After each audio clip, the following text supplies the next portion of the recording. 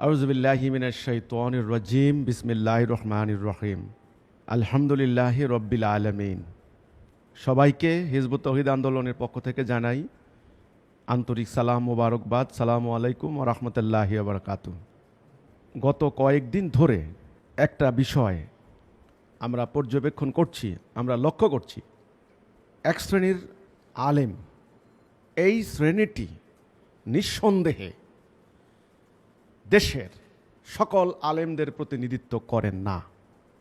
আমরা যদি তাদেরকে ধর্ম ব্যবসায়ী বলি, তারা রাগ করেন যে আমাদের ধর্ম ব্যবসায়ী বলছেন। আমরা স্পষ্ট করে বলছি, আলেম দুই শ্রেণীর, দুই ধরনের। এক ধরনের হলো হক্কানি আলেম, সত্যনিষ্ঠ আলেম। আরেক ধরনের আলেম হচ্ছে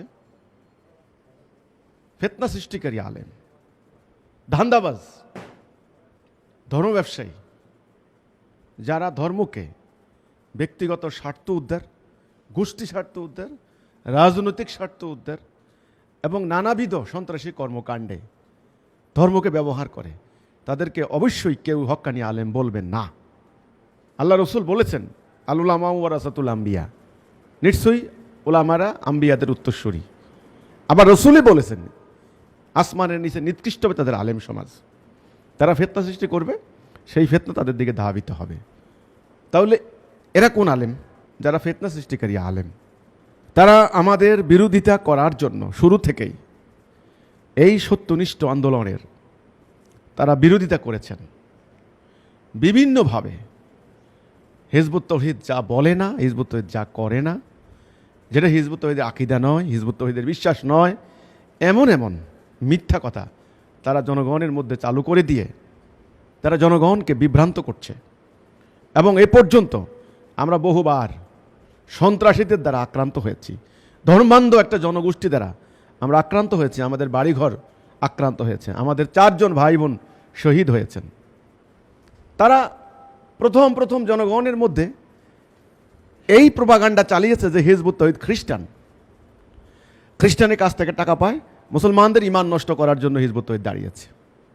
এখন সাধারণ জনগণ যখন হিজবুত তৌহিদের বক্তব্য শুনছেন, জানছেন, তখন জনগণের কাছে পরিষ্কার হয়ে গিয়েছে যে না, হিজবুত তৌহিদ খ্রিস্টান নয়, বরং হিজবুত তৌহিদেই প্রকৃত ইসলামের কথা বলছে। এরা জনগণকে প্রভাবিত করতে না পেরে এরা এতদিন প্রশাসনকে প্রভাবিত করেছে যে কি হিজবুত তৌহিদ জঙ্গি, সন্ত্রাসী। কিন্তু আলহামদুলিল্লাহ সরকার, আইন শৃঙ্খলা বাহিনী, গোয়েন্দা কর্মকর্তা সবাই কাছ থেকে, অতি নিকট থেকে হিজবুত তৌহিদের কার্যক্রমকে পর্যবেক্ষণ করেছেন, মূল্যায়ন করেছেন। তারা এখন নিশ্চিত হয়েছেন যে না, হিজবুত তৌহিদ জঙ্গি নয়, বরং জঙ্গিবাদের বিরুদ্ধে। এখন তারা নতুন যে পলিসি নিয়ে তারা মাঠে নেমেছে, আমি গত কয়েকদিন থেকে তাদের কিছু মাহফিল, তাদের বিভিন্ন জায়গায় সংবাদ সম্মেলনের নামে, মতবিনিময় সবার নামে তাদের কিছু কাগজপত্র, কিছু বক্তব্য আমার হাতে এসেছে। আমি দেখছি তারা কি নতুন পলিসি করছেন। তারা আমাদের ইমামুজ্জামানের বই থেকে, বইয়ের যে সমস্ত জায়গায় তিনি জেহাদের কথা বলেছেন, কেতালের কথা বলেছেন, আল্লাহর রাস্তায় দ্বীন প্রতিষ্ঠার কথা বলেছেন, সেই সমস্ত জেহাদের আয়াতগুলি, কেতালের আয়াতগুলি তারা তুলে এনে তারা সরকারকে, আইন শৃঙ্খলা বাহিনীকে তারা এটা বুঝাচ্ছে, দেখো দেখো হিজবুত তৌহিদ জেহাদের কথা বলে, হিজবুত তৌহিদ কেতালের কথা বলে, সুতরাং হিজবুত তৌহিদ জঙ্গি, হিজবুত তৌহিদ সন্ত্রাসী, হিজবুত তৌহিদকে নিষিদ্ধ করো, হিজবুত তৌহিদকে পাকড়াও করো। তাদের এই পলিসি দেখে আমি বিস্মিত হয়েছি। প্রতারণার একটা সীমা আছে। আমাদের বিরোধিতা করতে গিয়ে তারা লাজ লজ্জার সীমা ছাড়িয়ে যাচ্ছেন। তবে আমি তাদেরকে বলবো, প্রথম কথা জিহাদ নিয়ে, তার মানে আপনারা সরকারকে এই কথা বোঝানোর চেষ্টা করছেন আমরা জেহাদের কথা বলি বলে আমরা জঙ্গি। আমাদের বইতে কেতালের কথা বলা আছে, তার অর্থ হচ্ছে আমরা ভবিষ্যতে জঙ্গি হতে পারি, এখনই আমাদেরকে গ্রেপ্তার করা হোক, এখনই আমাদেরকে নিষিদ্ধ করা হোক। এই তো আপনাদের কথা, তাই না? যদি তা হয়ে থাকে তাহলে আমার কথার জবাব দেবেন। আপনারা কি তাহলে জেহাদের বিরোধিতা করেন? আপনারা কেতালের বিরোধিতা করেন, নিশ্চয়ই করেন। আপনারা চান না মোমেনরা জিহাদ করুক, মুসলিম জিহাদ করুক, আপনারা চান না। যদি জিহাদ কেতালের পক্ষে আপনারা হয়ে থাকেন, আল্লাহ রসুলের জীবনী নিয়ে আমাদের ইমামুজ্জামান কথা বলেছেন। আপনারা কি আল্লাহ রসুলের জীবনীকে অস্বীকার করতে পারবেন? আপনারাই তো জানেন, যারা জিহাদকে বিশ্বাস করে না, মনে প্রাণে সমর্থনও করে না, তারা মুনাফিক। মোমেনের সংজ্ঞা জিহাদ। পবিত্র কোরআনের 6 থেকে 700 অধিক আয়াত। অনেক গবেষক বলেছেন সমগ্র আয়াতকে ভাগ করলে 3 ভাগের 1 ভাগ হচ্ছে জিহাদ কেতাল সংক্রান্ত আয়াত। আপনাকে অস্বীকার করবেন কেতালের আয়াত, যেখানে আল্লাহ রাব্বুল আলামিন বলেছেন কুতিবা আলাইকুমুস সিয়াম কামা কুতিবা আলাল্লাযিনা মিন ক্বাবলিকুম লাআল্লাকুম তাত্তাকুন, তোমাদের জন্য রোজা ফরজ করে দিলাম, বাধ্যতামূলক করে দিলাম, তোমাদের পূর্ববর্তীদেরকেও এরকম সওম ফরজ করা হয়েছে যেন তোমরা তাকওয়া অর্জন করতে পারো। আপনারা এই আয়াত পড়েন, আপনারা এই আয়াত আলোচনা করেন, আপনারা রেডিওতে বক্তব্য দেন, টেলিভিশনে আলোচনা করেন, আপনারা পত্রপত্রিকায় কলাম লেখেন, ফিসাল লেখেন, সব লেখেন সিয়ামের মাহাত্ম্য সম্পর্কে, গুরুত্ব সম্পর্কে। যারা সিয়াম রাখে, সাইম, তাদের মর্যাদা নিয়েও বলেন আপনারা। তবে তাহলে একই ধরনের শব্দ প্রয়োগ করে আল্লাহ রাব্বুল আলামিন বললেন কুতিবা আলাইকুমুল কিতাল ওয়া হুয়া কুরহুল লাকুম, তোমাদের জন্য সংগ্রাম ফরজ করে দিলাম, কেতাল ফরজ করে দিলাম, যদিও তোমরা সেটা অপছন্দ করো। দেখুন, ওখানে বলা হয়েছে কুতিবা আলাইকুমুস সিয়াম, এখানে বলা হয়েছে কুতিবা আলাইকুমুল কিতাল, তোমাদের জন্য কেতাল ফরজ করে দিলাম, তোমাদের জন্য সিয়াম ফরজ করে দিলাম। একই ধরনের কেতাল আর সিয়াম দুইটা আলাদা, কিন্তু ফরজ শব্দটা এক। কুতিবা আলাইকুমুস সিয়াম, কুতিবা আলাইকুমুল কিতাল, কুতিবা লিখে দিলাম, ফরজ করে দিলাম, বাধ্যতামূলক করে দিলাম। আল্লাহ রসুল তার সমগ্র নবুয়তি জীবনের 13টা বৎসর তাওহীদের দিকে আহ্বান করেছেন মানব জাতিকে, আর বাকি 10 বৎসর তিনি শুধু সংগ্রাম, কেতাল, জিহাদ, যুদ্ধ করেছেন।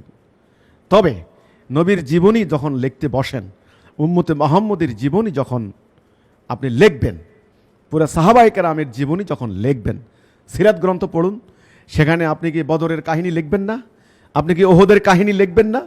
আপনি কি খন্দকের কাহিনী লিখবেন না? আপনি কি আহজাবের কাহিনী লিখবেন না? আপনি কি হুনায়নের যুদ্ধের ইতিহাস বলবেন না? আপনি কি মক্কা অভিযানের কথা বলবেন না? নাকি ওটা বাদ দিবেন? এবং সে সমস্ত যুদ্ধের কারণ কি, লড়াইয়ের কারণ কি, জিহাদের কারণ কি, সেটা ব্যাখ্যা দেবেন না? যদি ব্যাখ্যা না দেন, মুখ বন্ধ করে থাকেন, তবে ইসলাম বিরোধী শক্তি, নাস্তিকরা এই কথা অপপ্রচার করার সুযোগ পাবে। তোমাদের মোহাম্মদ, তোমাদের নবী সন্ত্রাসী, ও জেহাদ করেছে, দেখো মানুষের সম্পত্তি লুট করেছে, রাজ্য দখল করেছে, এই যে বনু কুরাইজাকে হত্যা করেছে, বনু নাজিরকে নির্বাসন দিয়েছে, এই যে অমুক অমুক কবিকে হত্যা করেছে। তখন তোমরা যদি সত্যিকারের উম্মতে মুহাম্মদী হয়ে থাকো, যদি তোমরা সত্যিকারের মোমেন হয়ে থাকো, তবে তাহলে ব্যাখ্যা দাও, এই জিহাদের ব্যাখ্যা দাও, কেতালের ব্যাখ্যা দাও। এরপর রসুল চলে যাওয়ার পর সাহাবায়ে কেরাম, হযরত আবু বকর, হযরত ওমর, হযরত ওসমান, হযরত আলী রাদিয়াল্লাহু তাআলা আনহু, এরপরে যে খোলাফায়ে রাশিদিনের সময় এই যে শত শত জিহাদ হলো, কেতাল হলো, তোমরা অস্বীকার করতে পারবে? আজদান আইনের অভিযান তোমরা অস্বীকার করতে পারবে? আলেকজান্দ্রিয়ার অভিযান তোমরা অস্বীকার করতে পারবে? ইয়ারমুকের অভিযান তোমরা অস্বীকার করতে পারবে? কাদেশিয়ার প্রান্তরে যুদ্ধের বর্ণনা, হাজার হাজার সাহাবীদের জীবনী, যারা শহীদ হয়ে গিয়েছেন, তারা কেন শহীদ হলেন? কেন তারা উত্তর আফ্রিকাতে গেলেন, রোমানদের বিরুদ্ধে যুদ্ধ করলেন, পার্সিয়ানদের বিরুদ্ধে যুদ্ধ করলেন? অর্থাৎ নবী এবং সাহাবীদের জীবনী যুদ্ধ জিহাদে ভর্তি। তাদের জীবনী পড়তে হলে অবশ্যই জিহাদের কথা আলোচনা করতে হবে, কেতালের কথা আলোচনা করতে হবে।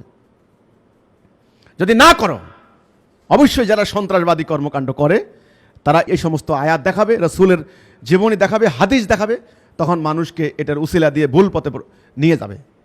আমাদের মহামান্য ইমামুজ্জামান পরিষ্কারভাবে জিহাদের উদ্দেশ্য কি, কেতালের উদ্দেশ্য কি, জিহাদ কখন করেছেন রাসূলুল্লাহ, কেতাল কখন করেছেন, জিহাদ মোমেনদের কেন করতে হবে এবং কেতাল কোন পর্যায়ে হয়, সমস্ত আয়াত নিয়ে কথা বলেছেন, রাসূলুল্লাহর সমস্ত জীবনী নিয়ে কথা বলেছেন। আর তোমরা এই আয়াতগুলিকে সামনে এনে, এই লেখাগুলি, বইয়ের এই লেখাগুলিকে সামনে এনে তোমরা সরকারকে প্রভাবিত করার চেষ্টা করছো যে দেখো দেখো হিজবুত তাওহীদ জিহাদের কথা বলে, কেতালের কথা বলে, হিজবুত তাওহীদ জঙ্গি, হিজবুত তাওহীদ সন্ত্রাসী। মুনাফিকের একটা সীমা থাকা উচিত। আমাদের নামের শেষে তো আমরা জিহাদি বলি না, তোমরা লেখো জিহাদি।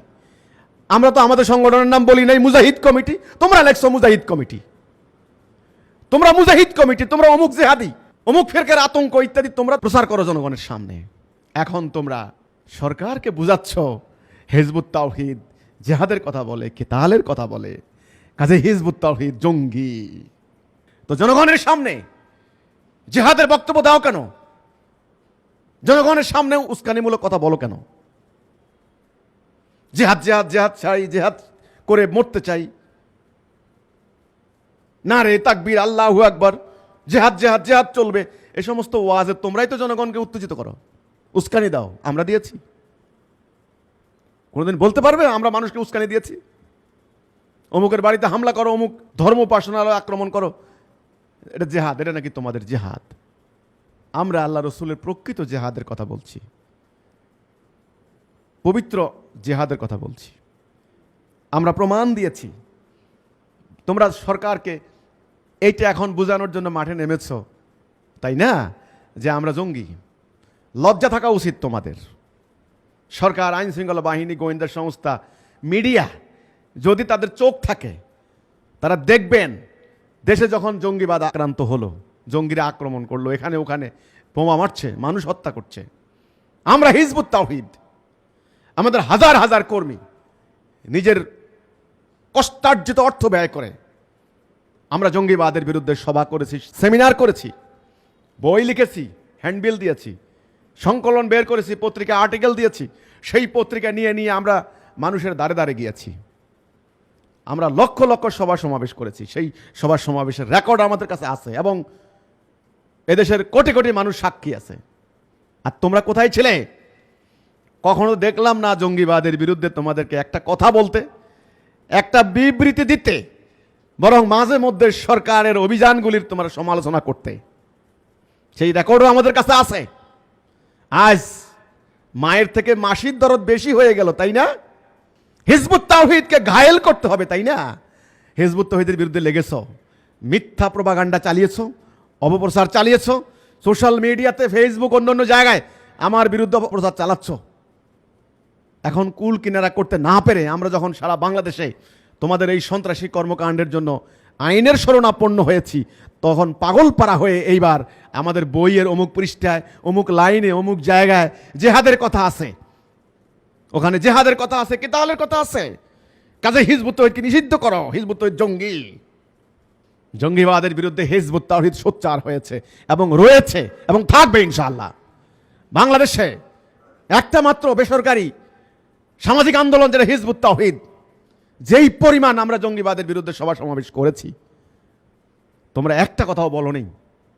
কোনো একটা সংগঠন, তোমরা কোনো একটা আলেম সোচ্চার কোনো প্রতিবাদ করনি। এমনকি এই যে ফেনীতে নুসরাত নামক এই যে মেয়েটিকে আগুন দিয়ে জ্বালিয়ে দিলে, এই ঘটনার তীব্র নিন্দা পর্যন্ত তোমরা কেউ করনি। আজ তোমরা নেমেছো হিজবুত তাওহীদের বিরুদ্ধে। কি? হিজবুত তাওহীদের ইমামুজ্জামান জনাব মোহাম্মদ বায়েজিদ খান পান্নি, তিনি বইতে জেহাদ নিয়ে লিখেছেন, কেতাল নিয়ে লিখেছেন, ব্যাস এইবার উনি জঙ্গি, ওনাকে, ওনার সংগঠনকে, ওনার আন্দোলনকে এবার ব্যান করো।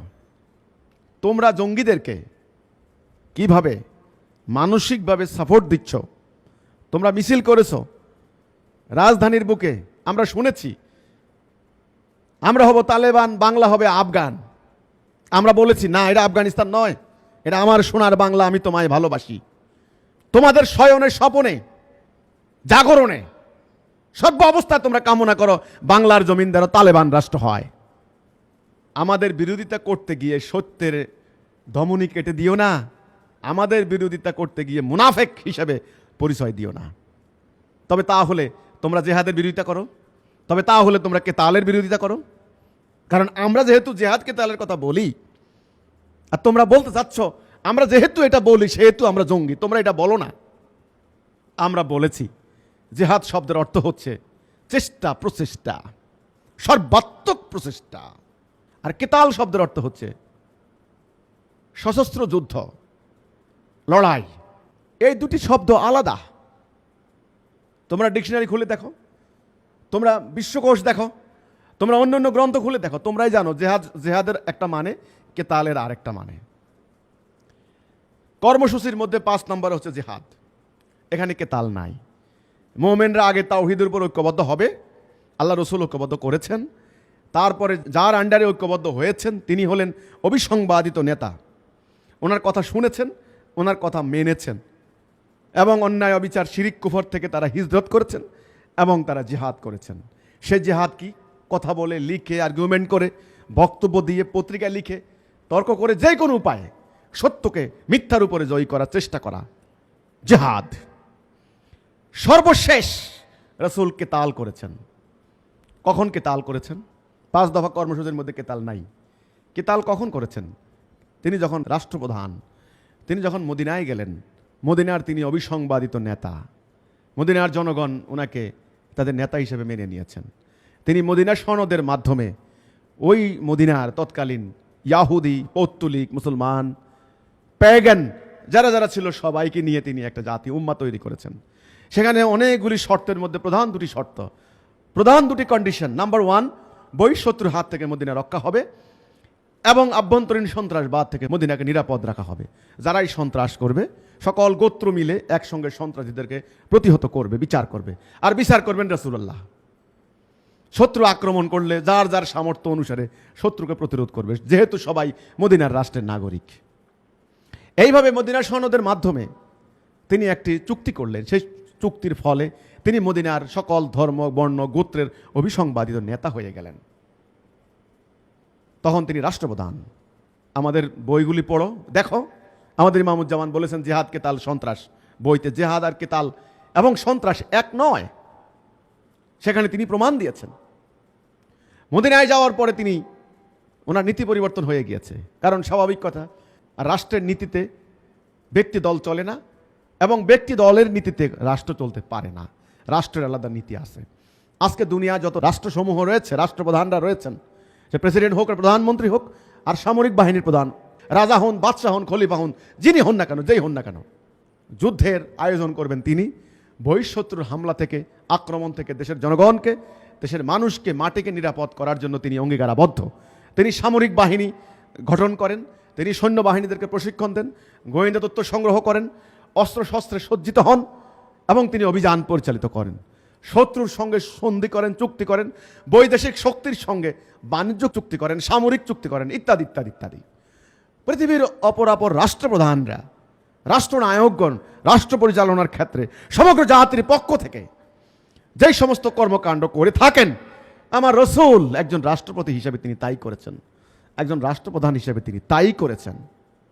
এখন তোমরা ওই কোনো একটা মাদ্রাসার কোনায় বসে, ওই কোনো একটা মসজিদের কোনায় বসে, ওই কোনো এক মুফতি তোমরা ফতুয়া দিয়ে দিলা, অমুকরে মারো, অমুক নাস্তিক, অমুক বাতিল ফেরকা, অমুক কাফের, অমুককে কতল করো, অমুকের চাপাটি মারো। কারণ কোরআনে কেতালের আয়াত আছে, রাসূল কেতালের কথা বলেছেন, সাহাবায়ে কেরাম কেতাল করেছেন, কেতাল করা ফরজ, কাজেই আসো কেতাল করো। আমরা বলেছি নো, এটা হবে অন্যায়, ইলিগ্যাল। কারণ প্রথম কথা হচ্ছে, তুমি যে রাষ্ট্রের আন্ডারে বসবাস করছো সেই রাষ্ট্রের একটা সার্বভৌম কর্তৃপক্ষ রয়েছে, রাষ্ট্রের রাষ্ট্রপ্রধান রয়েছেন, বিচার বিভাগ রয়েছে, আইন শৃঙ্খলা বাহিনী রয়েছে, একটা সংবিধান রয়েছে, আইনের বিধিবিধান রয়েছে, বিভিন্ন ধরনের আইন প্রণীত হয়েছে। তুমি রাষ্ট্রের কর্তৃপক্ষ নাও, তুমি কেতালের ঘোষণা দিতে পারো না। তুমি কি রাষ্ট্রপ্রধান? নাম্বার 2, তুমি বিচারপতি নাও। রাষ্ট্রের কর্তৃপক্ষ তোমাকে জুডিশিয়াল সিস্টেমে তোমাকে কর্মকর্তা নিয়োগ করেনি, বিচারপতি করেনি।